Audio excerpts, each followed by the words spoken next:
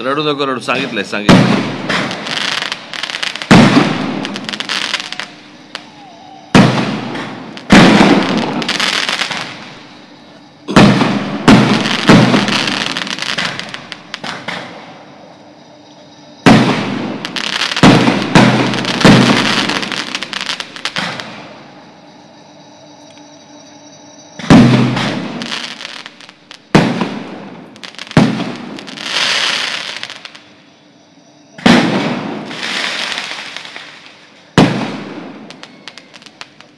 अरे बस कर रे.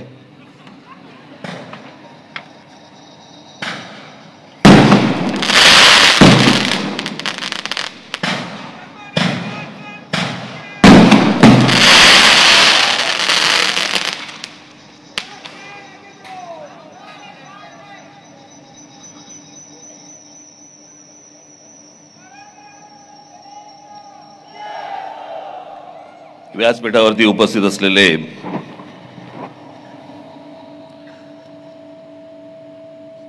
माझे मित्र, माझे जुने सहकारी नारायणराव राणे,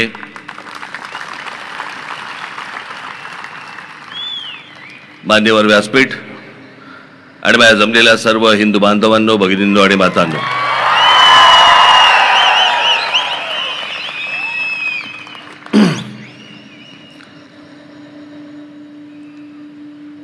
खरं तर त्या दिवशी गुढीपाडव्याच्या मेळाव्यामध्ये मी पाठिंबा जेव्हा जाहीर केला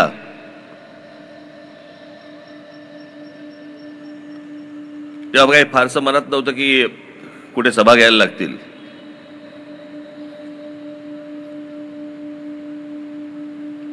पण नारायणरावांचा फोन आल्यानंतर मी त्यांना नाही म्हणू शकत नाही.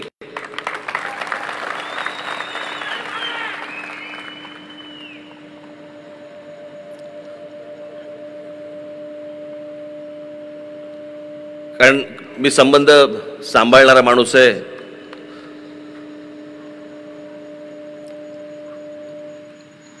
खरं तर नारायणरावांना या प्रचार सभेची किंवा माझी या मतदारसंघामध्ये आवश्यकताच नाही. ते निवडून आलेलेच आहेत. ते मी तुमच्या टाळ्यांसाठी बोलत नाहीये.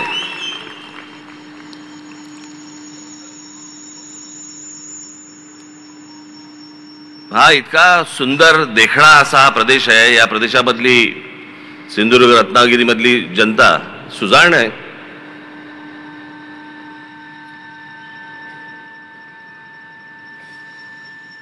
साधी गोष्ट बघा, मी सुजाण अशा अर्थाने बोलतोय की महाराष्ट्र राज्याला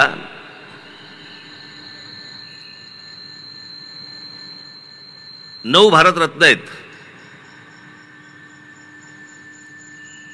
त्या 9 भारतरत्नांपैकी तुम्ही जर नीट काढलेत सगळे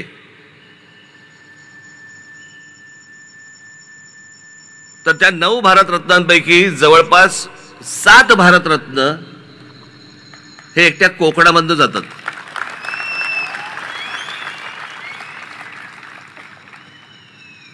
पावा काणे असतील, धोंडो केशव कर्वे असतील, विनोबा भावे असतील, सचिन तेंडुलकर असतील, लता मंगेशकर असतील, भीमसेन जोशी असतील, बाबासाहेब आंबेडकर, आमचे बाबासाहेब देखील इथले. त्यांचा जन्म इंदोरचा, पण सगळं काही झालं. आणि त्यातलं सगळ्यात महत्वाचं म्हणजे त्यातले 4 भारतरत्न हे एकट्या दापोलीतले आहेत.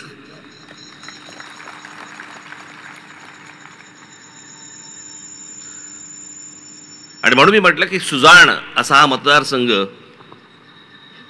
कोण आपलं भलं करू शकतो, कोण काय करू शकतो माहिती आहे. आज इथे अनेक पत्रकार बांधव इथे आले आहेत. लांबूनच नमस्कार केलेला बरा. कारण यावेळेला मी ठरवलं होतं की कोणाला मुलाखती फारशा द्यायच्या नाहीत. मुलाखती ज्या द्यायच्या त्या विधानसभेला, त्याच्यामुळे तसे फारसे कोण जवळ यावेळेला आलेच नाहीत माझ्या. पण पाठिंबा जाहीर केल्यानंतरची ही माझी पहिली जाहीर सभा.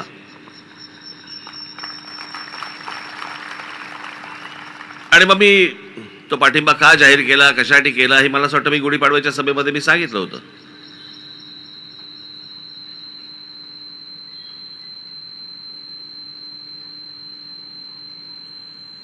मी तुम्हाला एक गोष्ट सांगतो, मी ना सरळ चालणार आहे असा.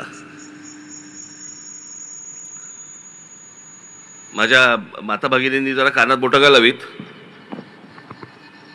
कारण मध्ये मध्ये आमच्यातले ठाकरे जेनेटिकली प्रॉब्लेम येतो.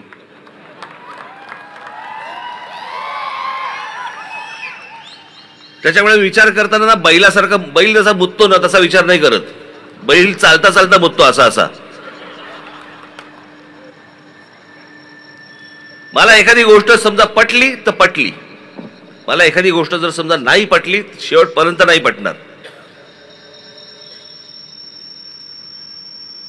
तसं 2014 ते 2019च्या दरम्यान ज्या काही गोष्टी केंद्र सरकारकडनं झाल्या, नरेंद्र मोदींकडनं झाल्या, काही गोष्टी ज्या झाल्यात मला नाही पसंत पडल्या. ज्या बाबतीत मी 2019च्या सभेमध्ये मी जाहीर त्यांच्या स्क्रीनवरती ते दाखवून पण जाहीर विरोध केला त्या गोष्टीला. काही गोष्टी नाही पटल्या, ज्या आजही नाही पटत मला.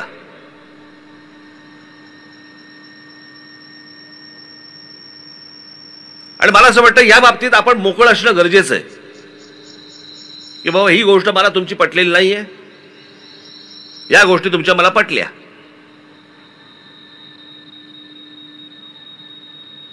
मग ती नोटबंदीची असेल, पुतळ्यांची असेल,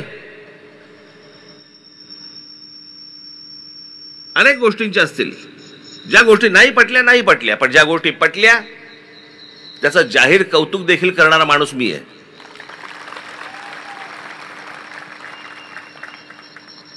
ज्या प्रकारचं 370 कलम काश्मीरमधनं रद्द झालं, किती वर्ष ऐकतोय.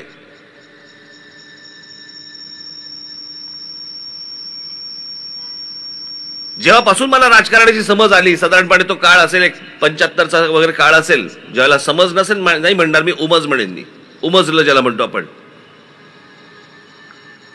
75चा काळ असेल, आणीबाणीचा काळ. तेव्हापासून मी जे काही बघतोय किंवा त्याच्या अगोदरचं जे काही मी वाचलंय, 1947 साली ज्यावेळेला हा देश स्वतंत्र झाल्यानंतर पासूनच्या जे मी काही गोष्टी अनेक ज्या वाचल्या आहेत, तेव्हापासून सुरू आहे 370 कलम रद्द करा. आज नरेंद्र मोदींचं सरकार ज्यावेळेला आलं, नरेंद्र मोदींनी त्या काश्मीरमधलं 370 कलम रद्द केलं. 370 कलम रद्द काय होतं की आपल्या देशाचा एक भाग, पण तिथे तुम्ही 1 इंच जमीन विकत घेऊ शकत नाही. हे जे आजपर्यंत होतं हे नरेंद्र मोदींच्या सरकारमुळे झालं, हे तुम्हाला मान्य करावंच लागेल. याच्यासाठी किती वेळा मागण्या झाल्या, किती सरकारांनी सांगितल्या गोष्टी की आम्ही करू, कोणी केलं नाही.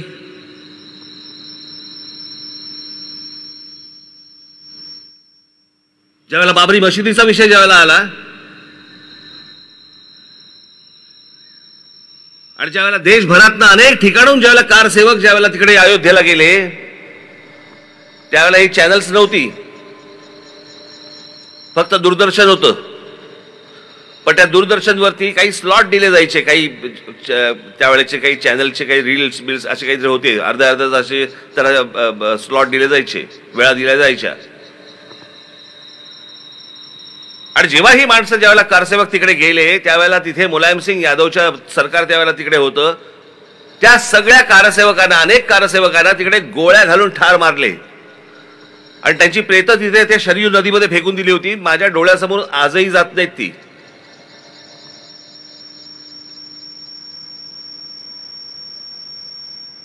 कोण कुठचा बाबर आणि कुठच्या बाबराला सांभाळणारे आमच्याकडच्या अवलादी.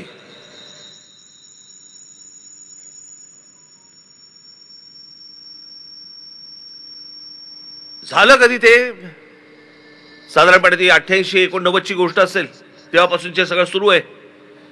विषय त्याच्याही कदाचित अगोदरचा पासूनचा असेल, पण हे सगळं कारसेवक तिथे जाणं, तिथे ती आंदोलनं होणं, सगळ्या गोष्टी होणं, आणि मग 92 साली त्याचा ढाचा गेला, ती पाडली गेली.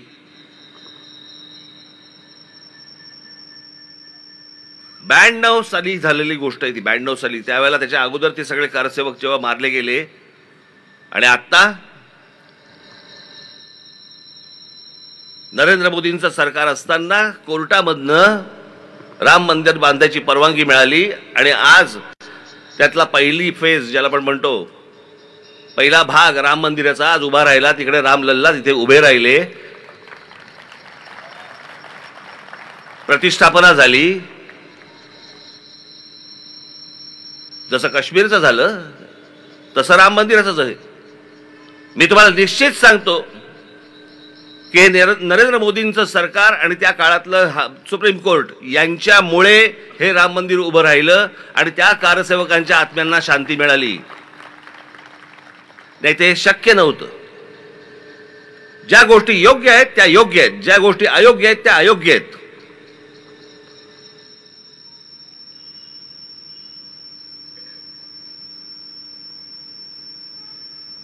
मित्राचीही खरपट्टी काढायला आपण मागे पुढे पाहता कामा नये आणि दुश्मनाची देखील स्तुती करताना मागे पुढे पाहता कामा नये.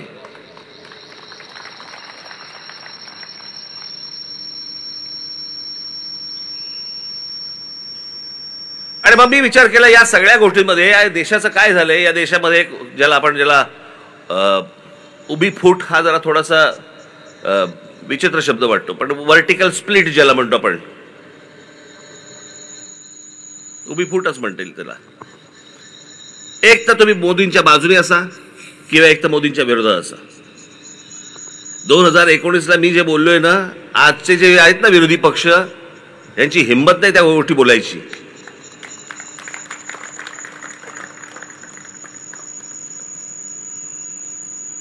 कारण माझा हेतू स्पष्ट होता, माझा उद्देश पूर्णपणे पारदर्शक होता. हे आताच्यांसारखं नाहीये माझं.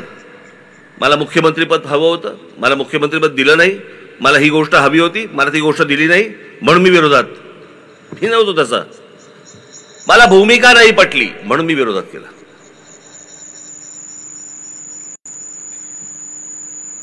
यांच्यासारखं नाही माझं की बदल्यात काहीतरी हवं होतं म्हणून मी विरोध केला. मी नाही विरोध केला त्याच्यासाठी. आणि जर समजा काल उद्धव ठाकरे इकडे येऊन गेले ना, हे तुमचं ज्याला ते 2.5 वर्षाचं जे काही झंगाड होतं ना, 2.5 वर्ष मला द्या, 2.5 वर्ष तुम्हाला घ्या. समजा असं पकडूया की त्यावेळेला भारतीय जनता पक्षाने मान्य केले असते तुमची 2.5 वर्ष, आज बोलला असतात का? हे जे आज तुम्ही जे बोलतात हे बोलला असतात का? नसता बोललात. कारण सत्तेचा बोळा कोंबला असता तोंडात. मग आता काय बोलणार? ती गोष्ट हिरावून घेतली म्हणून आग लागली खाली. नाही तर कशाला बोलतायत?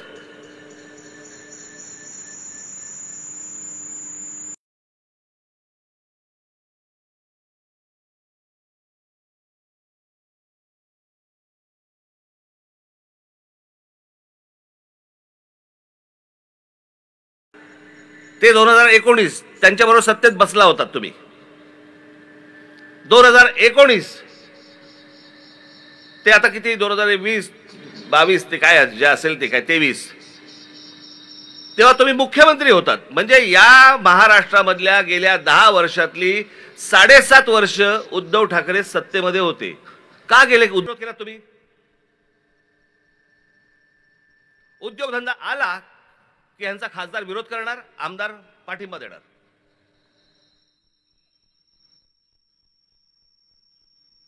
आपण का विरोध करतो ते तरी माहितीये का? माहित नाही.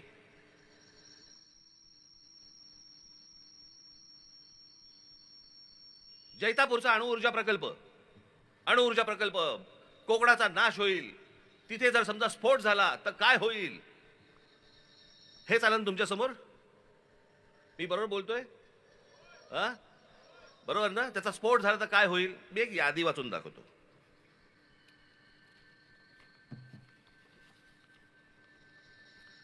मी जगातलं बोलतच नाही, मी फक्त भारतातलं बोलतोय. आत्ता भारतामध्ये अणुऊर्जा प्रकल्प कुठे कुठे आहेत? काकरापार पॉवर स्टेशन गुजरात, स्थापना 1993. Madras atomic power station Tamil Nadu, स्थापना 1984. नारोरा atomic power station Uttar Pradesh, स्थापना 1991. कासगा ऑटोमिक पॉवर स्टेशन कर्नाटक, स्थापना 2000. Rajasthan atomic power station 1980, Tarapur अणुऊर्जा प्रकल्प महाराष्ट्र 1969, कुंदकुलम अणुऊर्जा प्रकल्प तामिळनाडू 2013, एवढे अणुऊर्जा प्रकल्प आत्ता भारतामध्ये आहेत.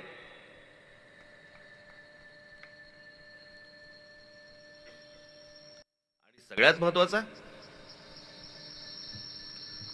की उद्या जर स्फोट झाला तर किती माणसं कोकणामध्ये मरतील, यांची चिंता वाढणाऱ्यांना हे माहित नाही का की भाभा ऑटॉमिक रिसर्च सेंटर हे मुंबईत आहे.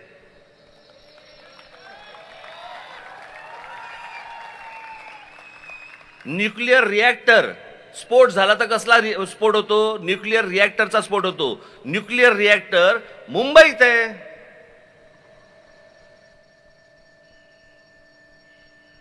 तिथे कधी मला आठवत नाही की बाबा ऑटॉमिक रिसर्च सेंटर दूर लोटा, इथून काढून टाका, असं कधी बोललेलं मला आठवत नाही.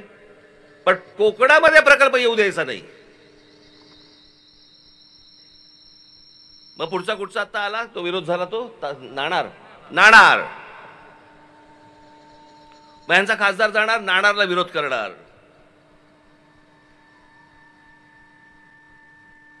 आणि मग लोकांना भडकवणार, बागायती शेती जाते बिते वगैरे वगैरे. माझं असं म्हणणे हे सगळं नंतर. नाणारमध्ये जेवढी जमीन आज ॲक्वायर केलेली आहे, लोकांच्या जमिनी घेतलेल्या आहेत, कोणी घेतल्या तो जमिनी? कसा रिकामा झाला? आणि नाणार तिकडे होणार, तिथे जमीन आली कुठून? बरं आली तर आली. इथेच फिरत असलेल्या अनेक दलालांनी जमिनी लोकांकडनं कमी पैशामध्ये विकत घेतली. मग ह्यांनी नाणारला विरोध केला. मग काय? मग मुख्यमंत्री झाल्यावर त्यांनी सांगितलं काय, बारसू प्रकल्पाचं नवीन नाव ठेवायचं असेल तर बारसू करावं लागतं. आता म्हणे बारसूला हलवा. मग बारसूला म्हणे तिकडे 5,000 एकर जमीन तिकडे सापडली. आता बारसू 5,000 एकर जमीन सापडली कशी? म्हणजे कोणीतरी घेऊन ठेवली होती. बाबांनो, मी तुम्हाला जे सांगतोय ना, हे फक्त वरवर पकडू नका. याच्यामध्ये हे सगळे जमिनीचे व्यवहार आहेत. यांच्याच लोकांनी घेऊन ठेवलेल्या सगळ्या जमिनी, हे प्रकल्प आणायचा नाही आणायचा हे सगळं ठरवायचं. मग जिथे जमिनी घेऊन ठेवलेल्या आहेत तिथे जास्ती मुलांनी सरकार जास्ती पैसे देतं. म्हणजे तुमच्याकडनं 10 रुपयाला घ्यायची गोष्ट आणि सरकारकडनं 200 रुपये घ्यायचे. हे सगळे धंदे इथे कोकणामध्ये सुरू आहेत. आणि याच्यासाठी म्हणून पहिल्यांदा प्रकल्प थांबवायचा, जमिनीची किंमत वाढवायची, मग त्याच्यानंतर या सगळ्या गोष्टी करायच्या. हे सगळे धंदे इकडचे, हे सगळे आता लोकप्रतिनिधी आहेत ना, हे खासदार हा इथला, यांचे हे सगळे प्रकार सुरू आहेत. याला बळी पडायचंय तुम्हाला?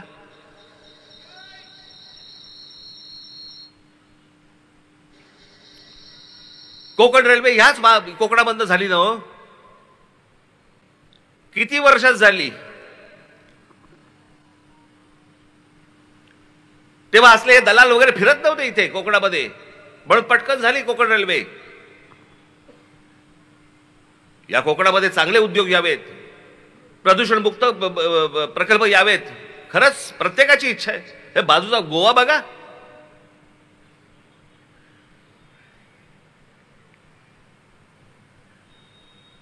अख्खं जग तिकडे जातं, जग.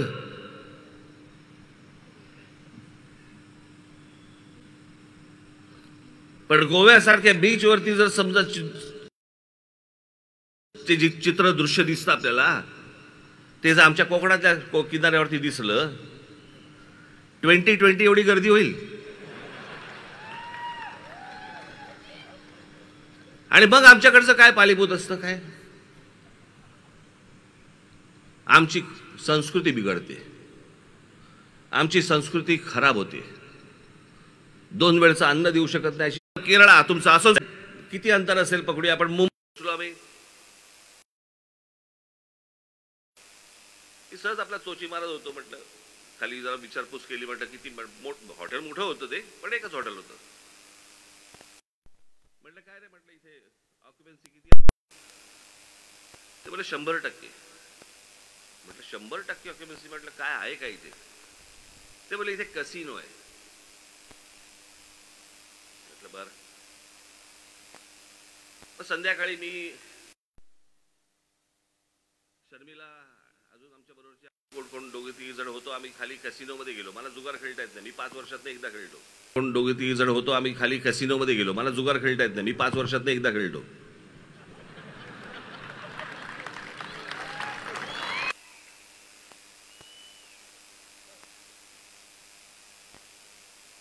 मग तिकडे आतमध्ये गेलो. ते काय ते भिंगऱ्या फिरवत होते सगळे. काय काय काय काय काय काय कोण काय बसले होते काय. 10 मिनिटात मी बाहेर पडलो. म्हटलं बाहेर पडू.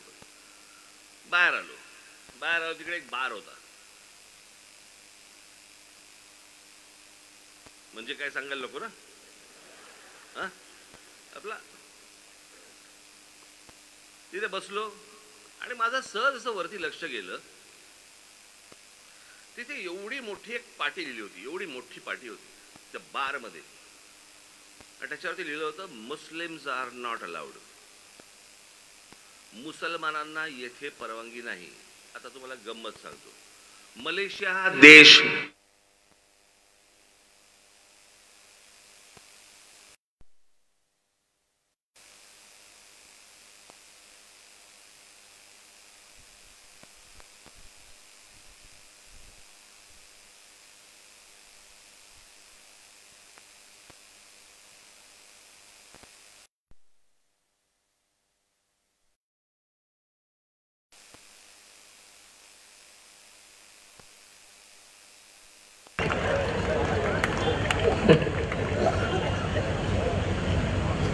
पण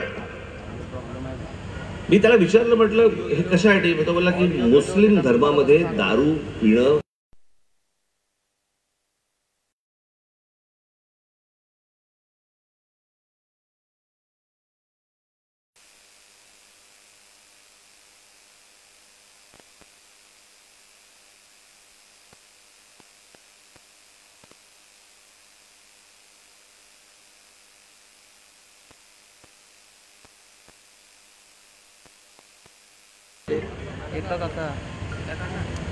स्वतःच्या देशाची प्रगती करण्यासाठी जर एक देश आपल्या धर्माला बाजूला सोडत असेल, आपण कोणती संस्कृती घेऊन बसलो.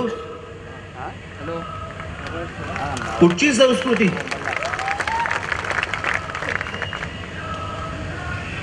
आणि मग आपला जो काय बाणा म्हणू आपण की बाय इथे आम्ही या गोष्टी होऊ देणार नाही, आम्ही ही गोष्ट होऊ देणार नाही, आम्ही ती गोष्ट होऊ देणार नाही. बाकीची राज्य पुढे चालली आहेत. गोवा पुढे चाललाय. हॉटेलच्या हॉटेल्स निघत आहेत तिकडे. केरळामध्ये निघत आहेत. आम्ही तारकर्ली घेऊन बसलोय. तासन तास बसलेत लोक. डॉल्फिन दिसत.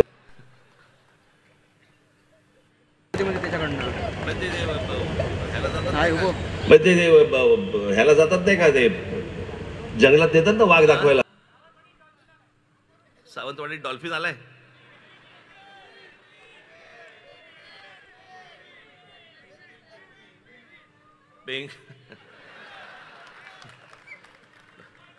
तर मला तुम्हाला सांगण्याचा उद्देश असा की या सगळ्या बाजूने इतका सुंदर प्रदेश मी तुम्हाला सांगतो. म्हणजे आपल्या कोकणामधला हा संपूर्ण प्रदेश आपला जो आहे ना, त्याला जैवविविधता म्हणतात त्याला. इतक्या वेगवेगळ्या प्रकारची झाडं, पानं, फुलं, या सगळ्या गोष्टी, त्याच्यामध्ये वेगवेगळ्या प्रकारचे पक्षी, प्राणी, असं हे संपूर्ण आपला जो काय म्हणतो सह्याद्रीची रेंज आहे ना, ही आपली अख्खं सगळं जे आहे ना, खास करून हा सगळा प्रदेश, सिंधुदुर्ग, रत्नागिरी, हा सगळा प्रदेश, हा 2 नंबरला येतो जगात. 2 नंबरला. अमेझॉनच्या जंगलानंतर हा प्रदेश येतो. आणि या प्रदेशाचं आम्ही काय करतो? काही नाही. पावसाळ्याच्या दिवसामध्ये इथे फक्त लोक येतात, गाड्या लावतात, धबधब्याखाली उभे राहतात. हा इतका सुंदर प्रदेश व्हायला पाहिजे. याच्यामध्ये इतक्या प्रकारच्या गोष्टी यायला पाहिजेत. खरं तर बाकीचे कारखाने सोडून नारायणराव, माझी तर इच्छा फक्त हॉटेल्स आणा इथे आणि इंग्लिश स्पीकिंग कोचिंग क्लासेस आणा.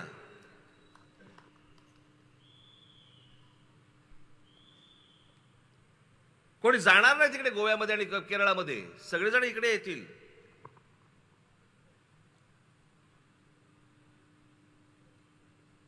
जेवढा वेळ मिळाला, मला अजूनही आठवतंय नारायणरावांचा, 6 महिने मिळाले होते मुख्यमंत्री पदाचे. जर पुढची 5 वर्ष मिळाली असती ना, कोणाला इथे प्रचाराला याची गरजच लागली नसती.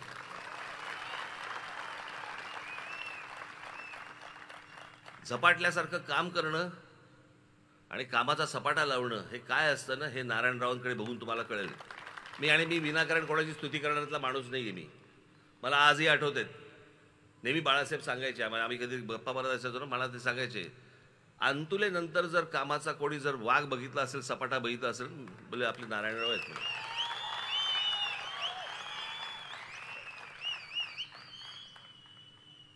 आणि एखादा विषय समजून घेणं, समजल्यानंतर तो मांडणं, हे तुम्ही असं नका पकडू.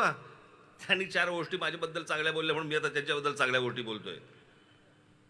मी खरंच सांगतोय, मला ज्यावेळेला ते मुख्यमंत्री झाले त्यावेळेला मला खरंच प्रश्न पडला होता की हे कसं करणार, हे मुख्यमंत्रीपद सांभाळू शकतील का.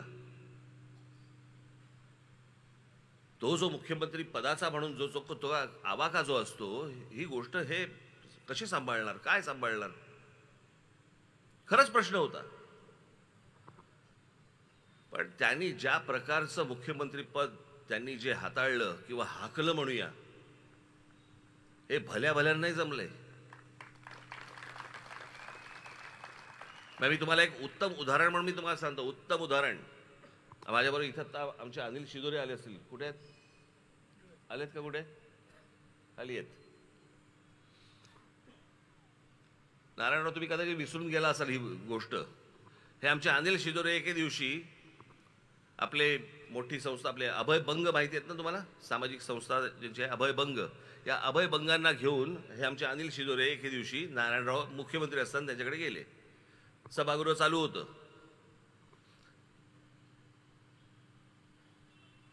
आणि बालमृत्यू, कुपोषण या विषयामध्ये अभयभंग त्यांना भेटायला गेले.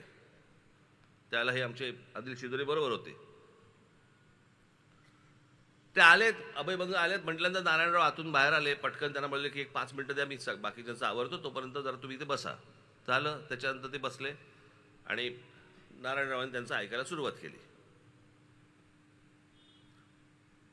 बालमृत्यू, कुपोषित बालक हा विषय अभयभंग नारायणरावांना समजून सांगत होते. नारायणराव ऐकत होते. विरोधी पक्ष असतो ना, विरोधी पक्ष नेते असताना. दुसऱ्या दिवशी नारायणरावांनी सभागृहामध्ये जाऊन जे भाषण केलं, तो जो विषय ज्या प्रकारचा मांडला, यांना शिदोरेंना अभयभंगाने सांगितलं की म्हणे, मी ते भाषण ऐकताना मला असं वाटलं की हे आपल्या संस्थेचे सभासद आहेत की काय. मी 15 मिनिटं त्यांच्याशी बोललो, पण त्यांनी तास 1.5 तासाचं तिथे सभागृहामध्ये चिडीचूप, सभागृह अख्खा चिडीचूप. आणि नारायणराव तिकडे त्या कुपोषण या विषयावरती बोलतायत, बालमृत्यू या प्रकरणावरती बोलतायत. एखादा विषय समजून घेणं, त्याची हाताळणी कशी करणं, त्याचं इम्प्लिमेंटेशन कसं करणं, तुमच्यापर्यंत ते कसं पोहोचवणं, हे ज्या माणसाला माहिती आहे, तो माणूस तुमच्या समोर खासदारकीचा उमेदवार म्हणून उभा आहे.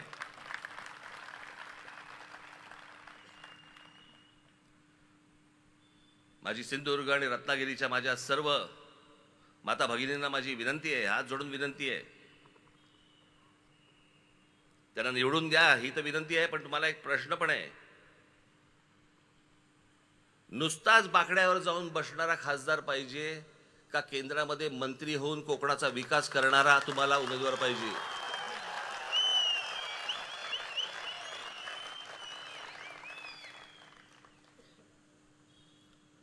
उद्या ज्या वेळेला नरेंद्र मोदींचं सरकार पुन्हा ज्या वेळेला तिथे बसेल, येईल, त्यावेळेला त्या केंद्रीय मंत्रिमंडळामध्ये आमचे नारायणराव राणे देखील पुन्हा एकदा असतील.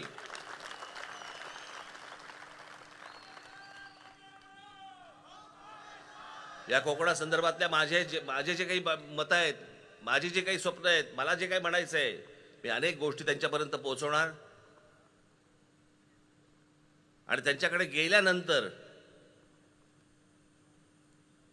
ए बाबा रे माझ्याकडनं काम नाही होऊ शकत, असं होऊ शकत नाही, त्यातनं ते मार्ग काढणार, हा झाला त्यांचा स्वभाव.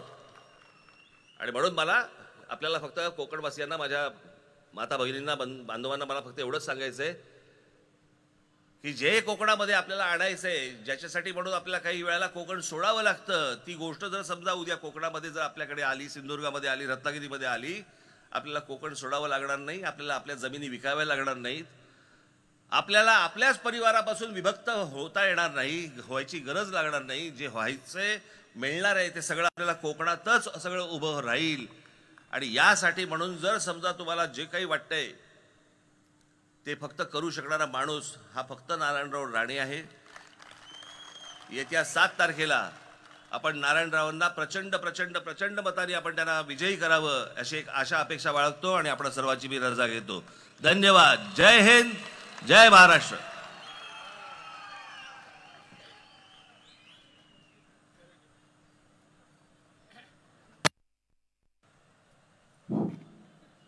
आजच्या या प्रचार सभेची सांगता राष्ट्रगीताने होईल.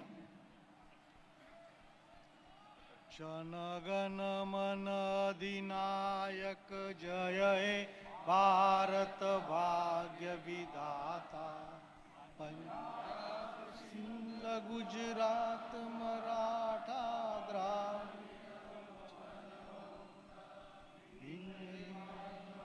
चल यमुना गंगा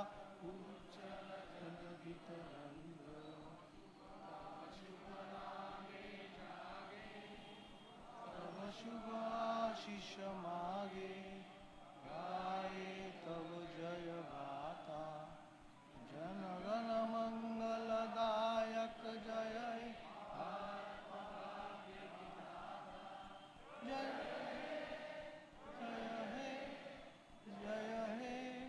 जय जय जय. भारत माता की